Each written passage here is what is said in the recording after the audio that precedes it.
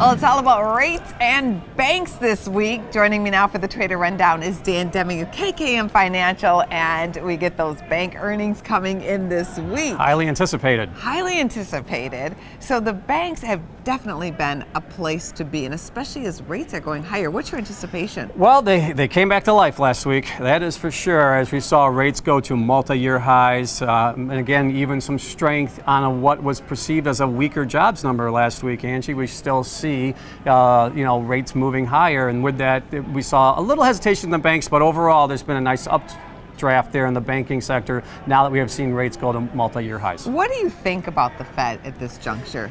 You know, it's a cat and mouse game. The message last week was very hawkish. I mean, there was some comments there that Fed chairman even indicated they might go past neutral as far as their trajectory now. That's what rattled the market last week. That's what pushed rates higher. That's what drove equities lower. So, yeah, as yields are going higher, this could be a good thing for investors. So, are you starting to rotate money into treasuries yet? Not yet, but again, we pretty much stay the base of what we have. We kind of don't move too much until we see a significant trend change, But at the same time, yeah, it's certainly a consideration, Angie, and I think you're seeing that being priced into the market too. That's why there's concern now, as we see rates going to new levels, that other valuations in the equity markets commensurate with what's going on in the bond market. And I think that's why you're seeing the equity markets being a little bit under pressure here. When you saw the SPX last week break below 2,900, we did see some significant selling coming in.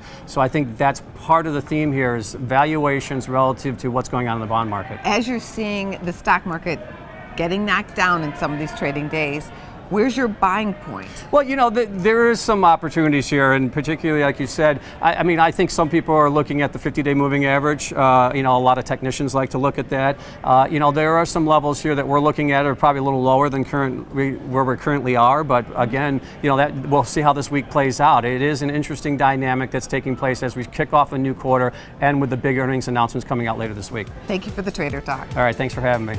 Check out businessfirstam.com to find out where to see our entire show. And don't forget to like, follow, and share Business First AM.